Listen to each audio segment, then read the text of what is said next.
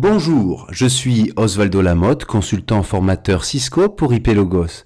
Aujourd'hui, nous allons discuter des problématiques de boucle réseau et nous allons essayer de comprendre ce qu'il se passe lorsque, pour des raisons de haute disponibilité, nous mettons en œuvre une topologie dite redondée, c'est-à-dire avec des chemins multiples.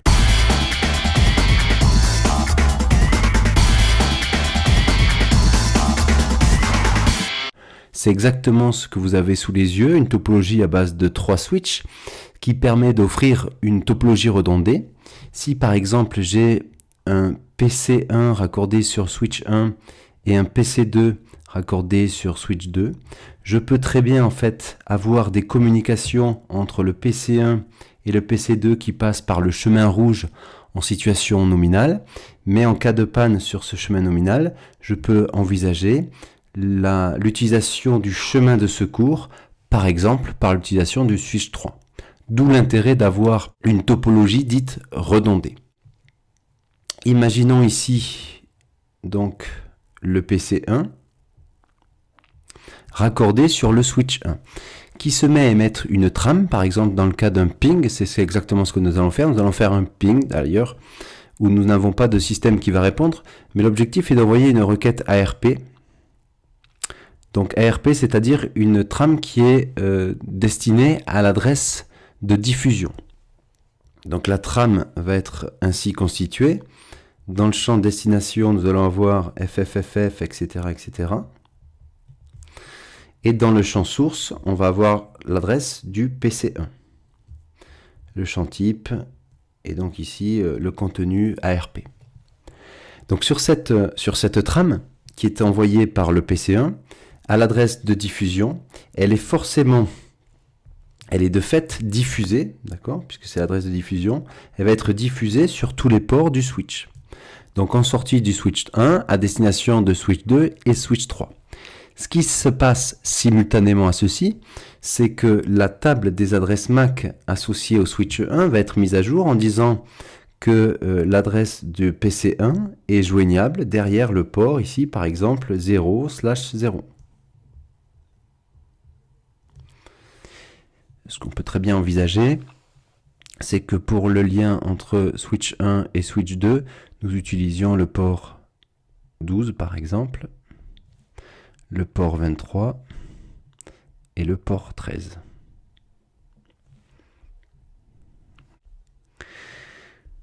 Donc cette trame qui était mise et diffusée, elle permet la mise à jour de la MAC address table sur le switch 1. Cette trame est diffusée sur tous les ports, sauf sur le port pour lequel j'ai reçu la trame initiale, et donc elle va sortir sur les ports 12 et 13. Ce qui va permettre au passage de dire au switch 2, l'adresse MAC de PC1 est joignable derrière le port 12. Cette trame est reçue, elle est donc rediffusée sur le port 23, puisqu'il s'agit d'une diffusion. Et donc, ce qui arrive, c'est que le switch 3 a reçu une première information dans un premier temps, où il recevait la trame ARP, qui lui disait le PC1 est accessible derrière le port 13.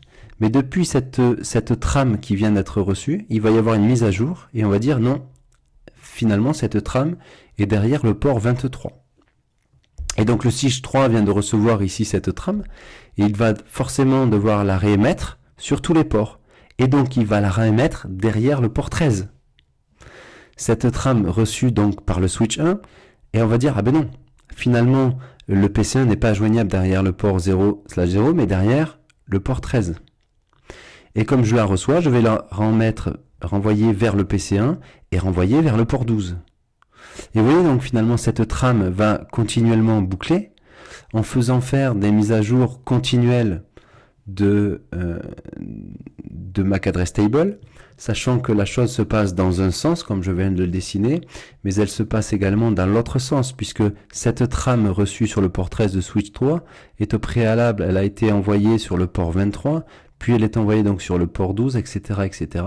Nous avons donc la trame qui boucle dans les deux sens sans jamais s'arrêter, puisqu'il n'y a aucun élément dans le protocole Ethernet qui permet l'arrêt finalement de cette boucle, qui est uniquement associé au fonctionnement des commutateurs Ethernet dans le cas des trames qui sont diffusées, soit parce qu'elles sont destinées à l'adresse de diffusion, soit parce que ce sont des adresses dites unknown unicast, c'est-à-dire des adresses unicast, mais non connues, non renseignées dans la MAC address table.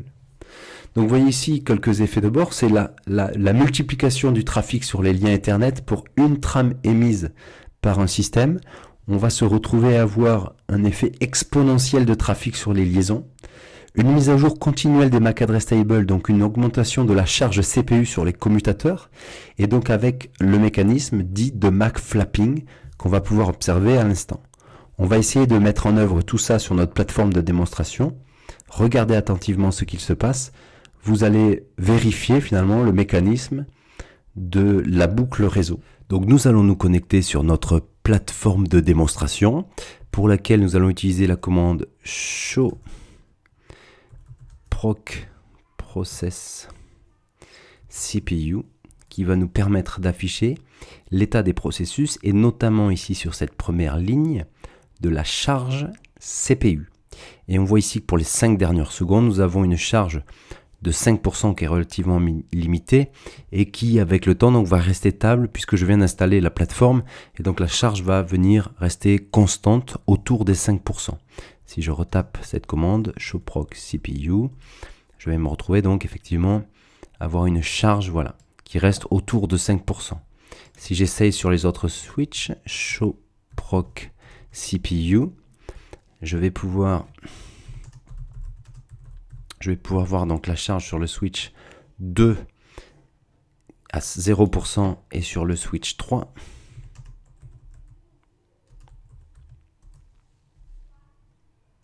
donc nos configurations ici sont par défaut. Ce qui est intéressant de noter, c'est que par défaut dans un switch Cisco, le protocole spanning tree est activé. Show spanning tree, vous voyez, je vois ici le spanning tree qui est activé pour le VLAN 1, mais également pour les différents VLAN présents et configurés sur mon switch. Ce qui va être important pour la démonstration, c'est de partir sur une configuration vierge. Entendons-nous, non pas la configuration par défaut, mais pour lequel je n'ai pas de processus spanning tree qui tourne.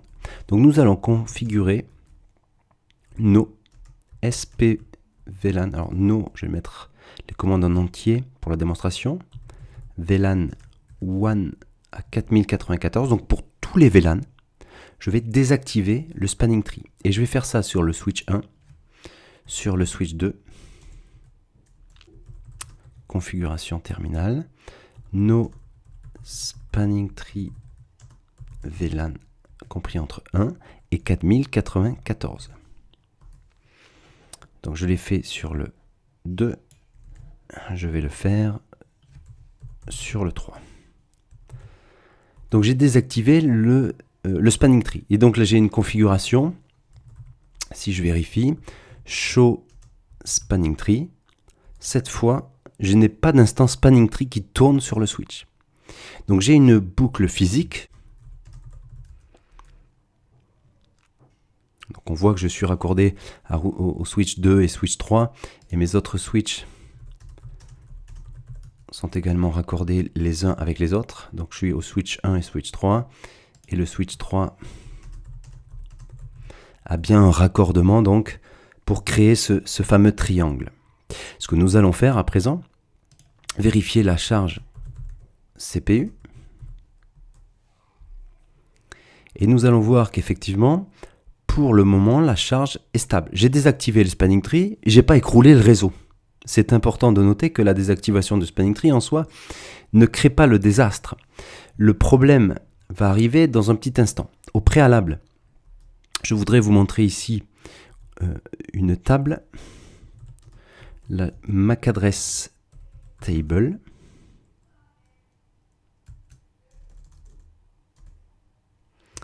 MAC address table qui me permet de vérifier la présence d'informations entre les adresses MAC. Donc vous voyez ici les entrées dynamiques, j'aurais dû mettre show MAC address table dynamic. Bon, ici on n'a que des entrées pour le VLAN 1. Donc effectivement on a des entrées pour lesquelles j'ai des adresses MAC. Dans le cas du VLAN 1, j'ai une adresse MAC et je l'ai associée à un port physique du switch. Nous allons introduire la problématique de boucle surprésence d'un trafic qui va être floudé et qui va jamais s'arrêter. Donc on va faire la démonstration. Donc sur l'interface fast00, je vais activer cette interface et je vais donc essayer de générer un trafic ARP. Donc effectivement, j'ai personne qui va me répondre sur cette adresse. Mais ce qui est intéressant, c'est que j'ai une requête ARP qui part, qui dit qui a l'adresse IP 1.1.1.1. Et à partir de ce moment-là, vous voyez ici, je commence à avoir plusieurs messages de ce qu'on appelle de MAC flapping. J'ai une adresse MAC qui est en train de changer de port. J'ai plusieurs adresses MAC qui à chaque fois changent de port. Et si je fais un show proc CPU pour regarder la charge, on voit ici que la charge est en train d'augmenter dramatiquement. 48% et ça va continuer, ça ne va que s'amplifier par un phénomène qu'on pourrait presque appeler de boule de neige. Donc on voit ici, j'ai une boucle de topologie physique, pas de spanning tree activé, et on va voir que spanning tree effectivement résout le problème, mais pas de spanning tree, boucle logique, la diffusion de trame Ethernet tourne en boucle dans mon réseau, crée premier effet, on a ce qu'on appelle le MAC flapping, et deuxième effet, on a une augmentation des charges CPU des switches. Si je fais un show proc CPU, on voit effectivement que la charge augmente, et c'est vrai au passage sur tous les switches de ma topologie. Show proc CPU. Ici, je suis à 78%.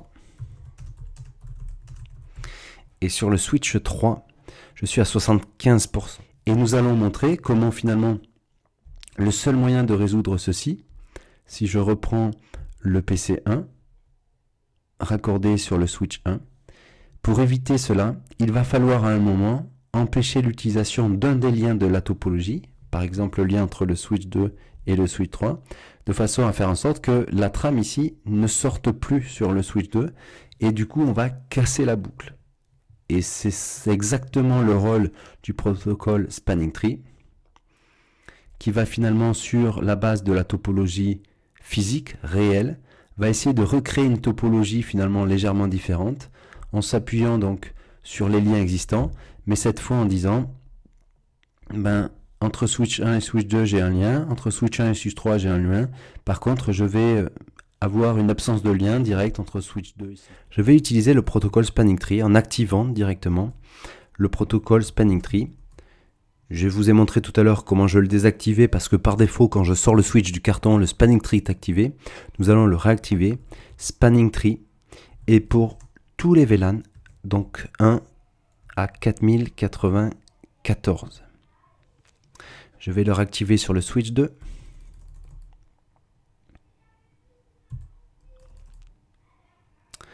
Sur le switch 2 dès que j'aurai récupéré la main, ce qui est un peu plus long effectivement puisque le switch est quand même à genoux.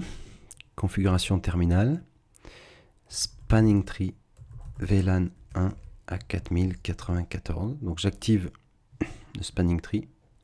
Je vais le faire sur le switch 3.